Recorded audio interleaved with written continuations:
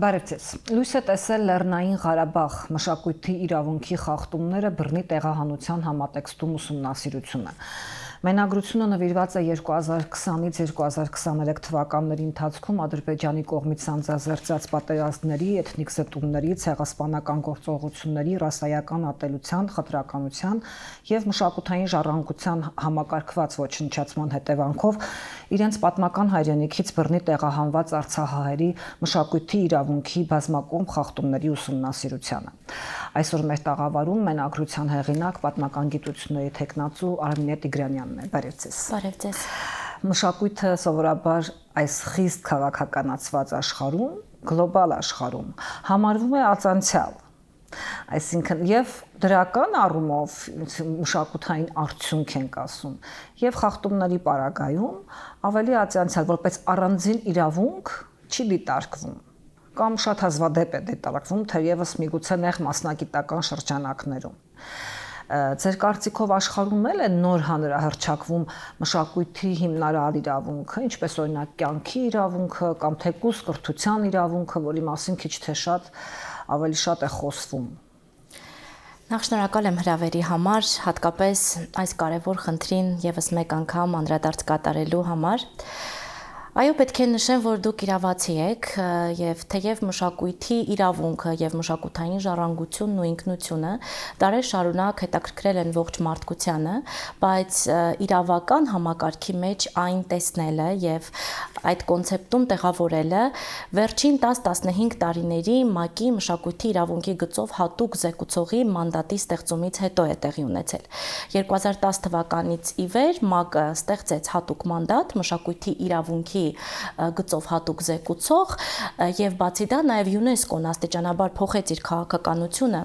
անշարժ հուշարձաններից անցում կատարելու դեպի այն մարդկանց իրավունքներ, ովքեր ստեղծում են այդ ժառանգությունը։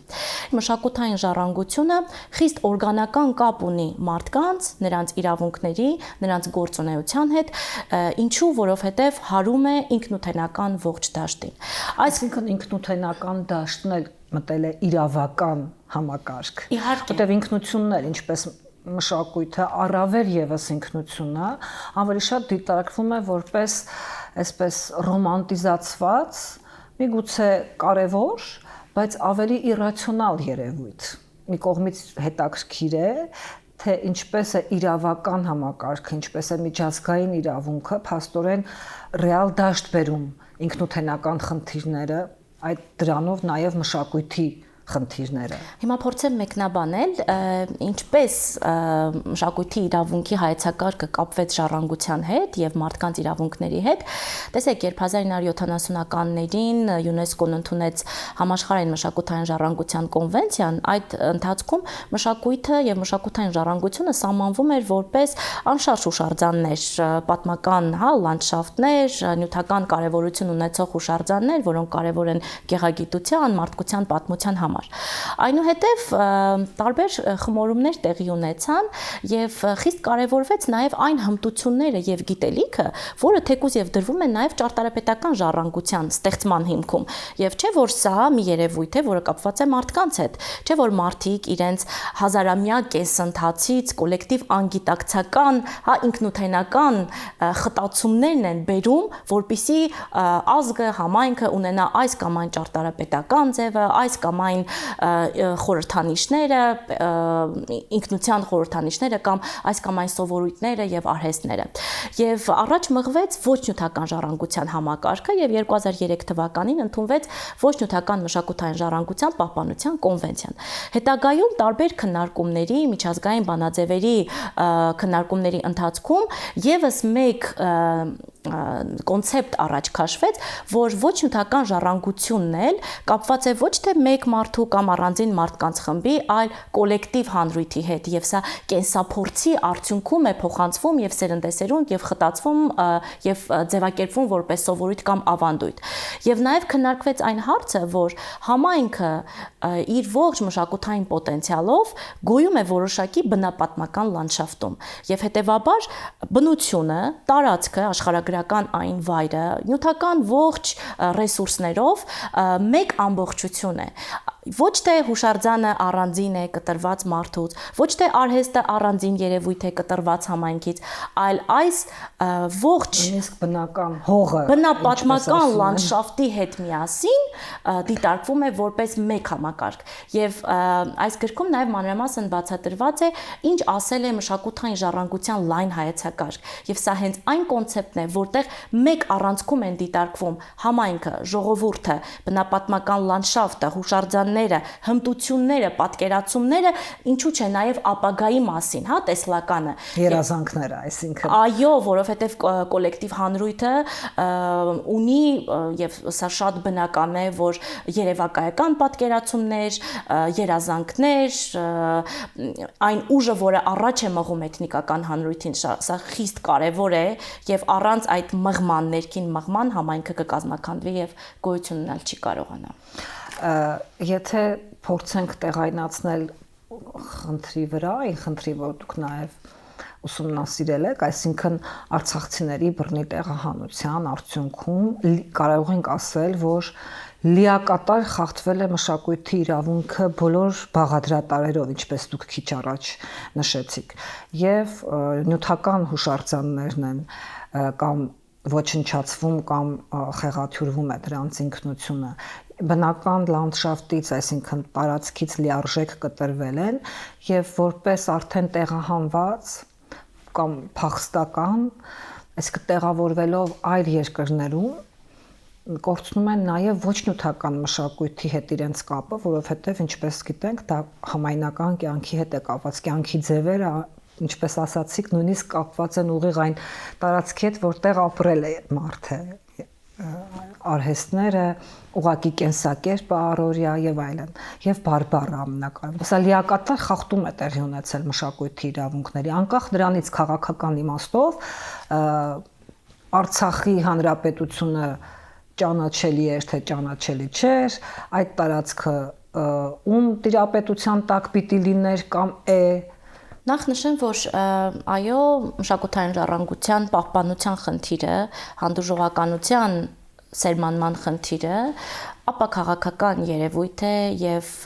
մշակութային ինքնությունների պահպանությունը պետք է զերծ լինի քաղաքական որևէ շահարկումներից։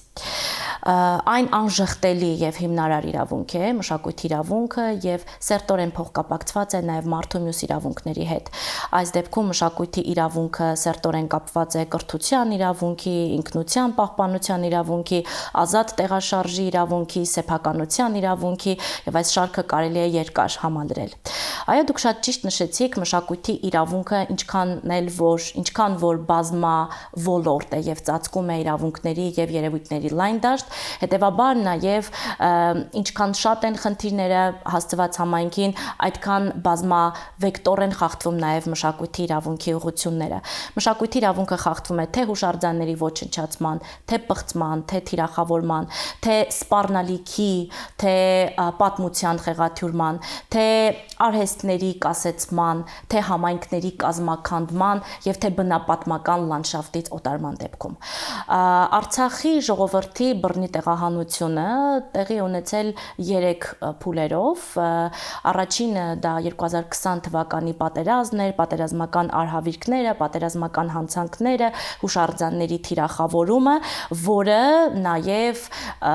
ճնշում է եւ հոգեբանական տրավմա է ենթարկում եւ ստիպում է համայնքին հեռանալ, կարծում եմ առիթ կլինի նաեւ այս մասին ավելի մանրամասն խոսելու,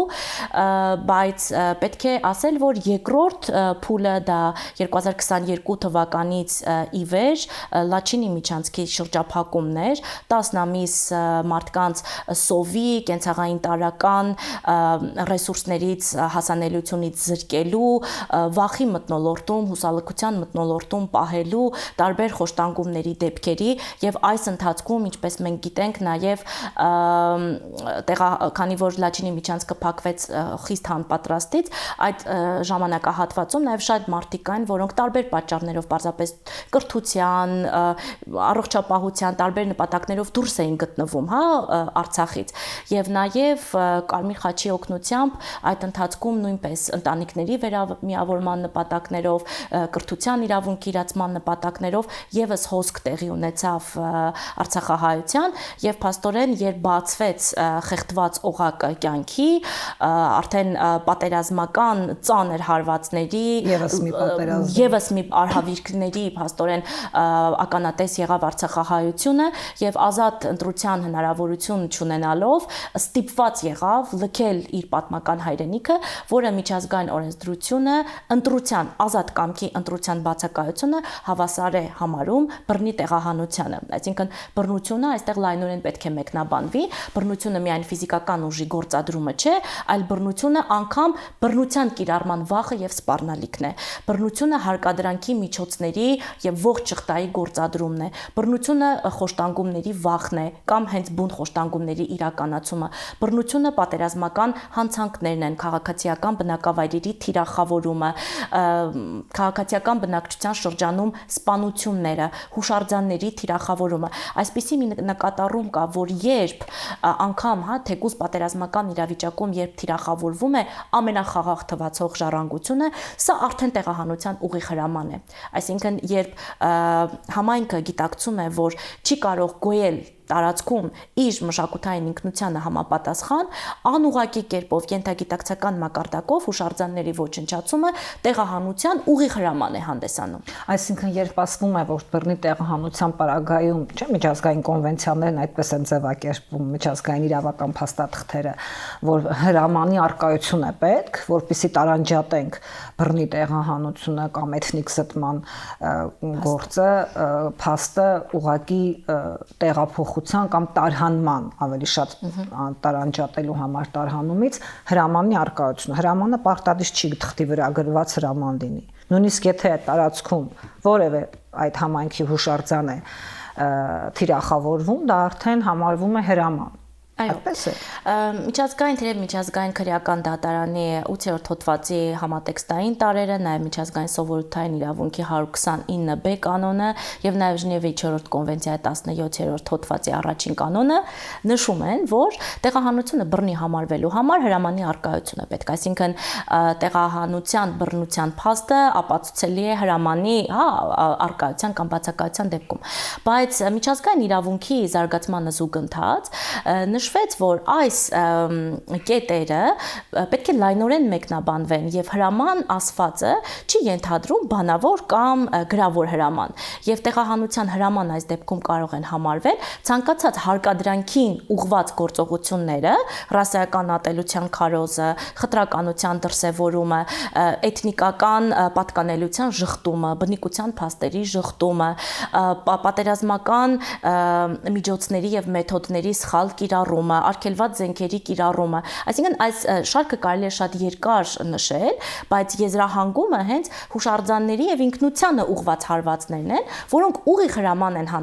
որպես հանդես են գալիս ուղիղ հրաման եւ անգամ համայնքի անդամների հեռանալու կամավոր որոշումը միջազգային իրավունքի տեսանկյունից համարվում է բռնի տեղահանում։ Նույնիսկ Քանդայի միջազգային քրեական դատարանում տեղի ունեցող նախադեպային որոշումներում Քանդադան, երբ մեղավոր ճանաչվեց Կոնգոյի ժողովրդադեմոկրատական հանրապետության տարածքում տեղահանություններ կազմակերպելու, նաև բացի դա Կրնյոյելաչի Հարավսլավիայի քրեական տրիբունալում տեղի ունեցավ դատավարությունը, Սիմիչի դատավարությունը նախադեպային այս որոշումը, այս ամբողջ ուսումնասիրությունը հանգեցնում են այն եզրակացության, որ անգամ եթե տեղահանվածները խնդրել են կամ նույնիսկ պարտադրել են, որ վտանգի գոտուց հեռացվեն, անգամ այս դեպքում տեղահանությունը չի համարվում կամավոր, քանզի անձինք զրկված են եղել իրենց ընտրության հնարավորությունից, ազատ ընտրության հնարավորությունից մնալ կամ լքել տարածքը։ Նույնիսկ այսպիսի մի նկատառում կա, որ երբ երկրորդ տարբերակը մավան սպառնալիքով զենք վերցնելն է, եւ մավան սպառնալիքը աչքի առաջ ունենալը, ապա սա ընտրություն չէ, մահը երբեք չի կարող լինել ընտրություն, եւ ուստի այս խեղդված իրավիճակում, երբ անձը չունի ազատ ընտրության հնարավորություն, միայն ընտրության բացակայության փաստը տեղահանության հիմքերը համարում է բռնի։ Ես նույնիսկ չեմ խոսում այն իրական պատերազմական հանցանքների մասին, որոնք դրդել են մարդկանց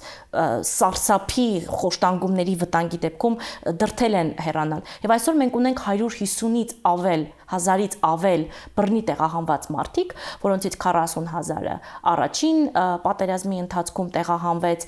մյուս հատվածը 20-ից 23 թվականների ընթացքում եւ փաստորեն 2023 թվականին աշխարհը տեսավ մարդկության դեմ ծանր հանցագործությունների եւս մեկ շղթա, ինչու շղթա, որովհետեւ սա կազմակերպված եւ համակարգված հանցագործության մաս է համարվում, այլ ոչ թե կտրված է ադրբեջանական 100-ամյա ժխտողական եւ հայատեցության քաղաքականությունից, այո, աշխարհը տեսավ մարդկության դեմ ծանր հանցագործության հաջորդ փուլը, երբ 100,600 միջազգային թիվն է, մարդիկ լքեցին իրենց պատմական հայրենիքը, բայց ցավոք կա նաև այսպիսի մի նախադեպ, երբ տեղահանվածների թիվն են համարում այդքան, բայց այս թիվը պարզապես այն մարդկանց թիվն է, ովքեր մինչև 2023 թվականի սեպտեմբերի 19-ը գտնվում էին Արցախում, բայց մինչ այդ բազմաթիվ դեպքեր են եղել, երբ անհնար է եղել վտանգի գոտում, սահմանային ուղիղ լարվածության, պայմաններում պարզապես գոյել եւ շարունակել մշակութային ինքնությունը ստեղծագործել եւ այլն։ Եվ խոսվեց նաեւ մշակույթի իրավունքի խախտումների մասին, այնուհետեւ անցում կատարեցի ես բռնի տեղահանությանը, բայց նաեւ լրացնեմ, որ այո, մշակույթի իրավունքը նաեւ համայնքային կյանքում ներդրում ունենալու հնարավորությունն է եւ իրավունքը, համայնքի կյանքը զարգացնելը, նոր արժեքներ ստեղծելը, մասնակից դառնալը թե նյութական, թե ոչ նյութական պրակտիկաների ստեղծմանը, զարգացմանը, պահպանմանը եւ համատեքստային իրավիճակում, երբ անձը զրկված է իր համայնքի մշակութային կյանքում ներդրում ունենալու հնարավորությունից, սա իրավունքների տոտալ խախտում է եւ քանզի մշակույթի իրավունքը ներծծված է մարդու ողջ իրավունքների համակարգում, միայն մշակույթի իրավունքի խախտումը արդեն իսկ համարվում է հիմնարար պատճառ, անգամ նաև բռնի տեղահանության համար։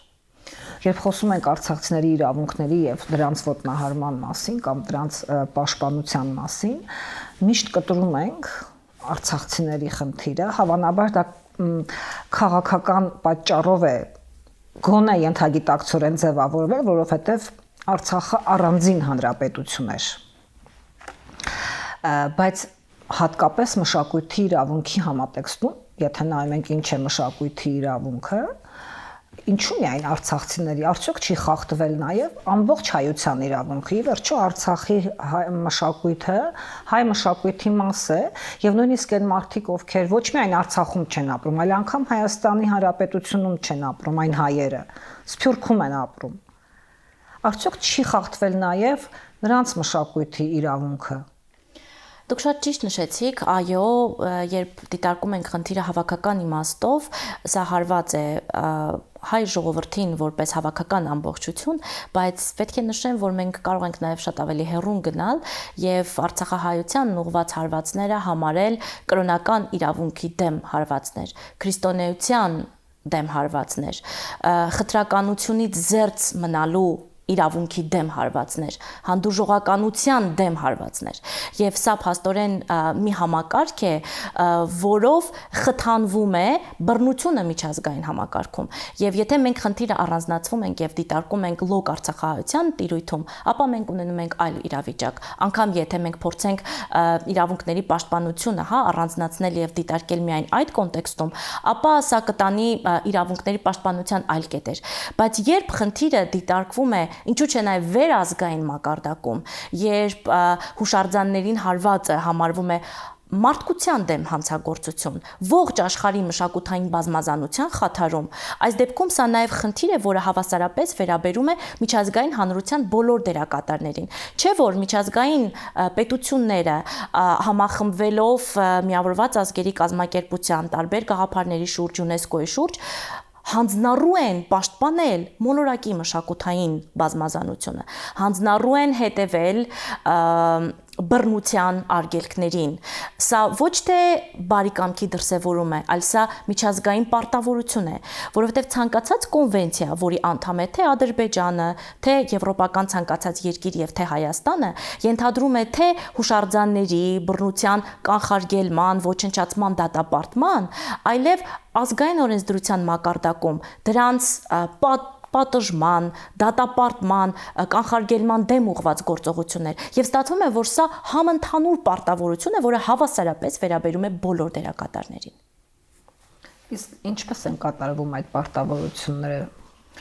Որքանով են կատարվում հարցն ավելի հստակեցնեմ։ Եթե փորձենք դիտարկել այն ուղիղ պարտավորությունները ՅՈՒՆԵՍԿՕ-ի կողմից, որը պետք է կատարվեր 2020 թվականի հոկտեմբերի 8-ից ի վեր, երբ կրկնակի թիրախավորվեց Շուշիի Սուրբ Ամենափրկիչ Ղազանչեցոց եկեղեցին, ապա այս պարտավորությունները կատարված չեն, ավելին այս հանցագործությունից հետո 2021 թվականին Ադրբեջանը ՅՈՒՆԵՍԿՕ-ի կողմից նշանակվեց զինված բախումների դեպքում մշակութային արժեքների պաշտպանության կոմիտեի անդամ եւ որը 5 տարի պետք է ղեկավարեր ամբողջ զինված բախումների դեպքում մշակութային արժեքների պաշտպանության համակարգը։ Եվ բացի դա, եթե մի փոքր անցյալ գնանք, ապա 2017 թվականից ՅՈՒՆԵՍԿՕ-ի տնօրենը Ադրբեջանին համարեց հանդուրժողականության երկիր, Ադրբեջան հանդուրժողականության երկիր, երբ այն դեպքում, երբ Ջուղայի խաչքարերը արդեն իսկ ոչնչացված են միջազգային բացարձակ լռության պայմաններում 20,000 տապանակար, 10,000-ից ավել խաչքարեր, 100-ից ավել 4-ից 19-րդ դարերի եկեղեցիներ։ Եվ սա այն մանդատն է, հուշարձանների պահպանության մանդատը, որը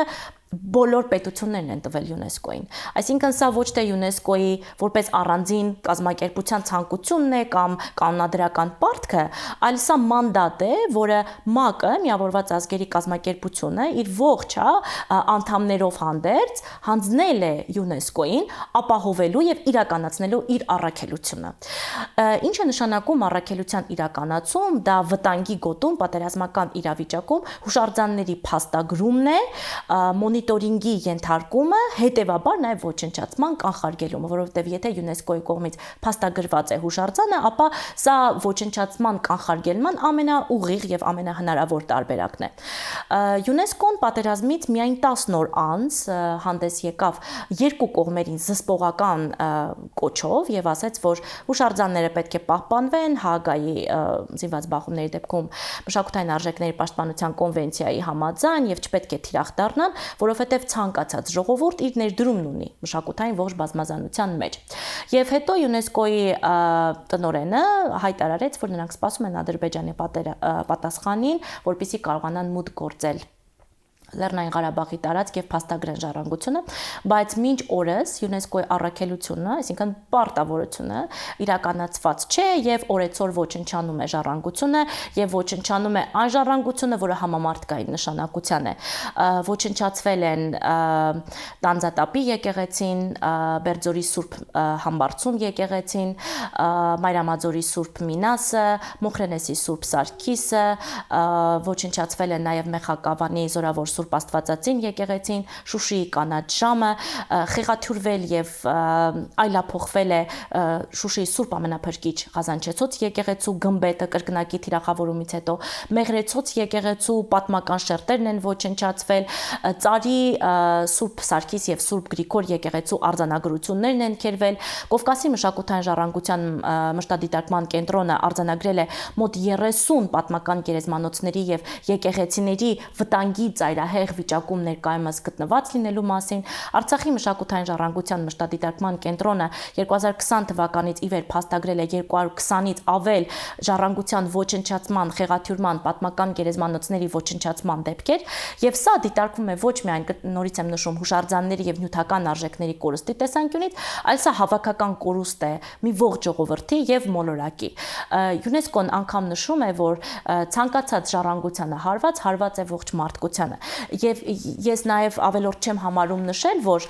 եթե հուշարձանների պահպանումը կապվում է հանդուրժողականության գաղափարի եւ մարդու իրավունքների գաղափարի հետ։ Հետևաբար ժառանգության թիրախավորումը սա մարդու իրավունքների անարգման ամենաառաջնային գործոնն է։ Եվ սա ամենավտանգավորը, որ կարող է լինել հուշարձանների դեպքում, սա նաեւ ռասայական ատելության ցուցիչ է, որը միջազգային հանրությունը արդեն ապացուցել է։ Այս քայլով շրջանցել է անգամ ՅՈՒՆԵՍԿՕ-ին Հաագայի արդարադատության միջազգային դատարանը, Արցախի հուշարձանների ոչնչացման հարցը քննելով ռասայական խտրականության բոլոր ձևերի վերացման կոնվենցիայի հիմքով, որը ՄԱԿ-ն է ընդունել 1965 թվականին, եւ պարտավորեցրել են Ադրբեջանին չպղծել եւ չոչնչացնել։ Եվ կար նույնիսկ խնդիր դատական, քննարկումների տիրույթում, արդյոք հուշարձանների ոչնչացումը կարելի է դիտարկել,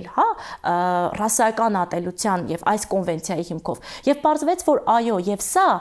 պետք է նշել, որ մենք քիչ առաջ խոսում ենք բռնի տեղահանության նախադեպային որոշումների մասին եւ ասում ենք, որ այսպիսի որոշումներ կան։ Այս որոշումը Հաագայի արդարադատության միջազգային դատարանի 2021 թվականի նախադեպային որոշում է ողջ աշխարհի համար։ Սա ուղիղ փաստաթուղթ է, թեև միջանկյալ միջոցների կիրառման, բայց սա արդեն արձանագրում է, որ Ադրբեջանը այն, ինչ արել է Արցախում, արել է ռասայական ատելության եւ խտրականության հիմքով։ Այսինքն այն թեզը, որ աշխարհում շատ է շրջանառվում, նույնիսկ հայոց ցեղասպանությունն է տեղավորվում այդ թեզի մեջ որոշ ուժերի կողմից, որ հուշարձանների ոչնչացումը ոչ թե դիտավորությամբ հենց հուշարձանի ոչնչացում է, այլ ռազմական գործողությունների, բախումների, լարումների անցանկալի հետևանք։ Նույնիսկ մարդկանց տեղահանությունը, որ շատ դեպքերում տարհանում են ասում, ելի համարում են, որ ռազմական գործողությունների հետևանքով քաղաքացիական բնակչության շրջանում զոհերի քանակ եւ այլն եւ այլն։ Անկամ Արցախի դեպքում, երբ ակնհայտ էր, որ ոչ թե պատերազմական գործողություններ, տարիներով ցկվող գործընթաց է, ինչպես նաեւ դուք եք արձանագրում, ոչ միայն 20 թվականի 44 օրյա պատերազմի ընթացքում են այդ հուշարձանները ոչնչացվել, այլ զինադադարի հաստատումից հետո նոյեմբերի 9-ի հրադադարի հաստատումից հետո եւ հետագա տարիներին ընդհանուր մինչեւ այսօր, երբ նույնիսկ որևէ արցախցի այլևս չի ապրում Արցախում եւ ամբողջ տարածքը Ադրբեջանի վերահսկողության տակ է, շարունակվում, ինչու են այդ դեպքում շարունակվում ոչնչացվել հուշարձանները, ամբողջական բնակավայրեր, նաեւ մշտադիտարկում այդ մասին է խոսում, որ ամբողջական գյուղեր, համայնքներ են ոչնչացում, լանդշաֆտ է փոխվում։ Այդ դեպքում ինչպես դա կարելի է տեղավորել այդ ռազմական գործողությունների ընթացքում տեղի ունեցած անցանկալի երևույթների մեջ։ Շնորհակալ եմ հարցի համար, սկսեմ ձեր հարցի ամենավերջին հատվածից, երբ դուք նշեցիք, որ այո, լանդշաֆտ է փոփոխվում։ Այսօր Ադրբեջանը իրականացնում է Արցախի տարածքի բնապատմական լանդշաֆտի իսլամացման քաղաքականություն եւ Արցախի ողջ տարածքում, այն տարածքներում, որտեղ մզկիթներ երբեք չեն եղել եւ իսլամական հուշարձաններ, այսօր անգամ այն տեղերում, որտեղ հայոց ցեղասպանության նվիրված հուշահամալիրներ կան, ոչնչացվում եւ տեղում մզկիթների հիմնարկեք է արվում։ Սա տեղի ունեցավ նաեւ վերջերս հայրենական մեծ պատերազմի եւ Շուշիի ազատագրման նախօրեին, երբ հայոց ցեղասպանության ոչնչացման հուշահամալիրի նույն տեղում կատարվեց մզկիթի հիմնարկեք, երբ նաեւ ներկայացվեց նոր թանգարանի կառուցման մասին։ Հադրութում են այսօր մզկիթների հիմնարկեքեր արվում անձամբ Ադրբեջանի նախագահի կողմից, հենց ցույց տալով այս իսլամացման քաղաքականության պետական լինելը։ Բացի դա նաեւ Շուշիում, Ստեփանակերտում կազմակերպվում են իսլամական աշխարհին նվիրված համաժողովներ, յուրաքանչյուր դեպքում նշելով, որ Շուշին եւ Լեռնային Ղարաբաղի ողջ տարածքը իսլամական եւ թուրքական մշակութային միջավայր պարունակող մի տարածք է, ստեղծում, կամ դարձնում նպատակամիտված եւ դիտավորյալ, նկատառումներով։ Սա փաստորեն նաեւ ապացուցում է այն մտադրության, դիտավորության եւ ռասայական ատելության ցուցիչը, որով ապացուցվում է, որ Ադրբեջանի էթնիկ զտումների պատերազմի անգամ տարածքային նվաճումների նպատակը ոչ թե տարածքներ պարզապես յուրացնելն էր, այլև այդ տարածքների էթնիկական կազմի փոփոխությունը, հայերի պատմական գոյության ժխտումը եւ սեփական պատմություն ստեղծելու կամ պատմությունը վերաշարադրելու միտումը։ Դուք շատ ճիշտ նշեցիք, որ այո, ռազմական գործողությունների ընթացքում հուշարձանները կարող են նաև վնասվել պատահականորեն, պարզապես այն պատճառով, եթե ռազմական թիրախների մոտ են գտնվում, իսկ մարդիկ կարող են տեղահանվել անվտանգության նկատառումներից ելնելով, եւ եթե մենք այս տեղահանության կոնցեպտից դուրս հանենք ռասայական խտրականության, պատերազմական հանցանքների, քաղաքացիական անձանց սպանությունների փաստը, ապա տեղահանությունը կարող է դիտարկվել որպես ռազմական գործողությունների ներհատուկ հետևանք եւ բնականon գործընթաց, որով պարզապես մտածել են նույնիսկ մարդկանց անվտանգության մասին։ Բայց երբ մենք խոսում ենք ցեղասպանության մտադրության, որովհետև ցեղասպանությունը, գործողությունը ցեղասպանություն համարվելու համար պետք է ապացուցվի մտադրության, որ դու ցանկություն ես ունեցել այդ ազգին ոչնչացնել, անգամ կազմակերպված, համակարգված լինել։ Երբ մենք տեսնում ենք Ադրբեջանի քաղաքականությունը, որը ընդլայնված է, համակարգված է, կազմակերպված է, երկրի նախագահի առաջին դեմքի մակարդակով, թե քաղաքականություն է տարվում հուշարձանների ոչնչացման, թե աղվանացման, նաև միջազգային մակարդակում, թե արհեստագործական պրակտիկան ոչ նյութական ժառանգությունը ոչնչացնելու գորգերն են յուրացնում, տարբեր միջազգային ցուցահանդեսներ անում, միջազգային գիտաժողովներ են անում, Դադիվանքը, Գանձասարը, Ամարասը աղվանական հռչակելով, բացի դա նաև Արցախյան, ինչու՞ չէ, պարարվեստը, Քոչարին, Նուրը ներկայացնում են ՅՈՒՆԵՍԿՕ-ին որպես ադրբեջանական ժառանգություն, Քամանչան, այսինքն սա համակարգված, ծրագրավորված, փուլ առ փուլ իրականացվող քաղաքականություն է։ Ինչու օրինակ մզկիթի հիմնարկեք անել այն տեղում, որտեղ ցեղասպանության զոհերի հուշահամալիր էր կառուցված։ Ինչու ոչնչացնել եկեղեցիներ, եթե Ադրբեջանն այսօր հանդես է գալիս կրոնական բազմազանություն խթանող եւ հանդուրժողականություն քարոզող երկիր, բազմամշակութայնություն քարոզող երկիր։ Ինչու է ոչնչացնում քրիստոնյաների սրբազան տարածքները։ Ինչու է խեղաթյուրում այսօր Դադիվանքի պատմությունը, հերքելով 200 հայերեն արձանագրությունների գոյությունը։ Ինչու է այսօր Ամարասը օգտագործում քաղաքական շահարկումների համար։ Ինչու է այսօր Գանձասարը թիրախավորում եւ համարում այն աղվանական։ Ինչու է մինչ ոչնչացնելը կանաչ ժամում իրականացնում աղվանաուդիական եկեղեցական ծեսեր։ Այսինքն սա մի քաղաքականություն է, որը ունի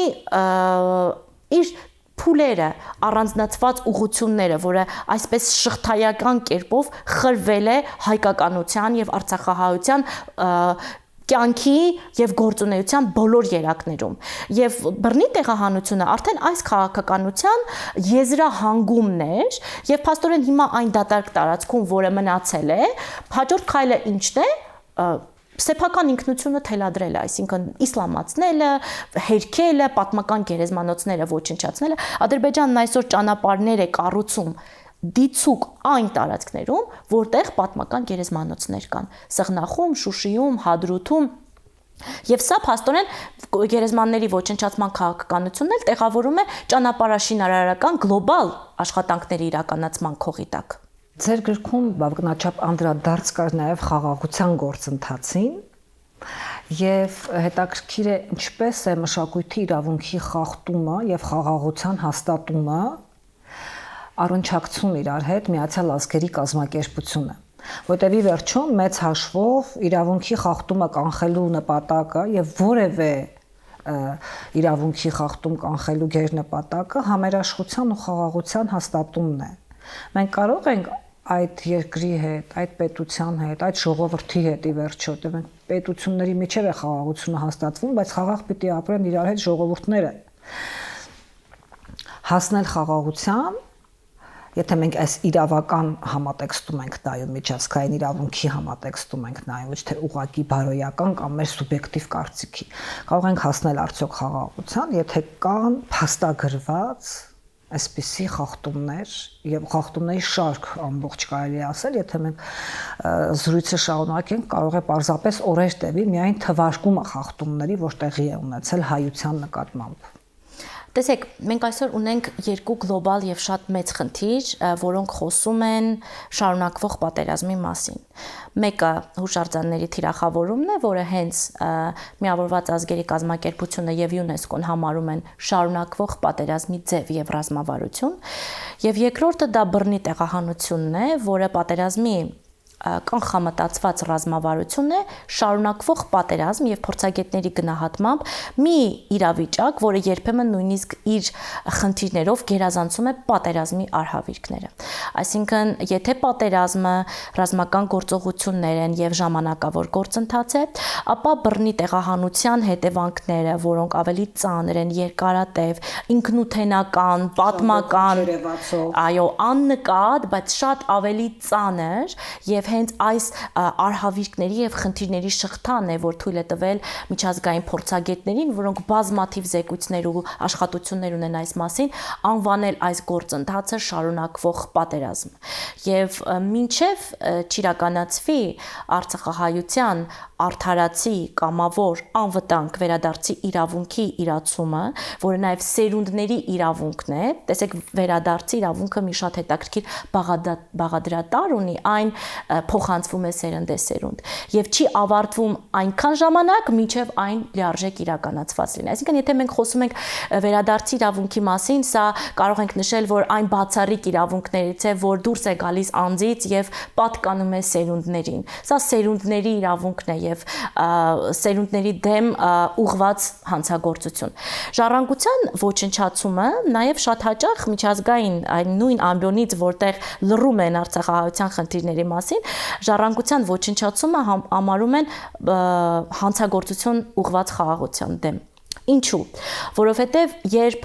տվյալ խաղաղ պայմաններում ինչ որ մի տեղ ոչնչացվում է սերունդների կողմից ստեղծված պատմությունը, ժառանգությունը, սա էլ սերունդների դեմ ուղղված պատերազմ է։ Սա էլ նաև այն մարդկանց իրավունքների ժխտում է, ովքեր այսօր ապրում են։ Չէ՞ որ մշակույթի իրավունքը ոչ միայն պարզապես մշակութային կենսագործունեությանը մասնակցելու իրավունքն է, այլև սեփական պատմությանը հաղորդակցվելու հնարավորությունը, իրավունքը, սեփական պատմությամբ կրթվելու, զարգանալու, այն սերունդներին փոխանցելու իրավունքն է։ Եվ երբ ոչնչացվում է այդ ժառանգության մի ամբողջական հատված, երբ կազմաքանդվում են մշակութային համայնքները, երբ յուրաքանչյուր օր մարդիկ զգում են իրենց մաշկի վրա տեղահանության բացասական եւ անդառնալի հետևանքները, սա պատերազմ է հոգեբանական, ֆիզիկական, գիտակցական, ենթագիտակցական, պատմական եւ ոչ պատմական կոնտեքստում։ Սա պատերազմ է սերունդների դեմ, սա պատերազմ է անցյալի դեմ, սա պատերազմ է ներկայի դեմ։ Եվ ցավոք սրտի միջազգային հանրությունը, ինչքան էլ որ փորձել է իրենց տարբեր բանաձևերում եւ ելույթներում բարձրացնել այս մասին, բայց փաստը մնում է փաստ, որ չի կարողացել կանխել այս հանցագործությունները։ Թեև մենք խոսում ենք, որ միջազգային հանրությունում բազմաթիվ կոնվենցիաներ, հռչակագրեր են ստեղծվել, փորձեր են արվում ձևակերպել այս հանցագործությունը, այն հանցագործությունը, բայց այսօր մենք ունենք մի իրավիճակ, երբ Արցախի մշակութային ժառանգությունը սրբվում է աշխարհի երեսից, իսկ միջազգային հանրությունը ի վիճակի չէ կանխելու այս հանցագործությունները։ Իհարկե ես սովորաբար փորձագետներին միշտ վերջում հարցնում եմ ելքերի մասին, ինչ կարող ենք անել, եւ տարիների ընթացքում այն պատասխանը, որ պիտի թեժ պահել հարցը, միջազգային հանրության ուշադրության կենտրոնում պահել հարցը, փորձագետների այս պատասխանը նույնպես գնալով մարում է, որտեղ ինչպես հենց նոր դուք նաև արձանագրեցիք, այդ նույն ամբիոնից, որ խոսում են ինչպես պիտի չլինել, ինչ պիտի չանի մարդը մարդու դեմ, հենց այդ նույն ամբիոնից տեսնում են, թե ինչպես է անում այդ մարդը մարդու դեմ եւ որևէ արձագանք չկա։ Դրա համար ես նույնիսկ դժվարանում եմ հիմա ձեզ հարց տալ, թե լավ էս դեպքում ինչ պիտի անել։ Կա որևէ բան, որ մենք դեռ կարող ենք անել եւ միգուցե պիտի անենք անկախ ամեն ինչից, որքան էլ որ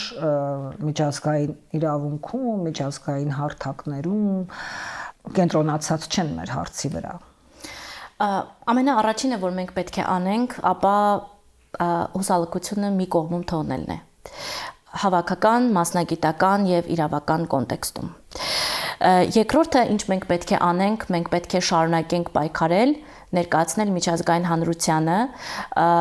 մոնիտորինգի ենթարկել այն խնդիրները, որոնք կան, ապացուցողական քաղաքականություն փորձենք տանել, որով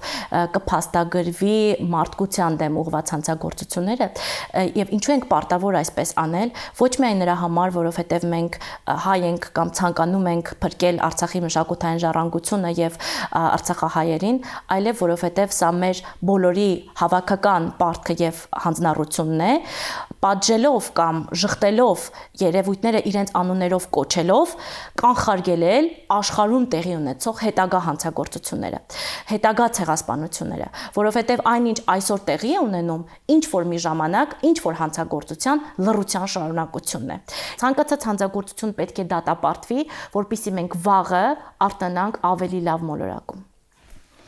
Շնորհակալ եմ զրույցի համար։ Հիշեցնեմ, որ վերջին տասնամյակի ընթացքում հակամարտությունների, բռնությունների եւ հալածանքների հետևանքով տեղահանվածների թիվն ամբողջ աշխարհում գրեթե կրկնապատկվել է։ 2024 թվականի վերջին աշխարհում 123 միլիոն 200 հազար տեղահանված մարդ կար։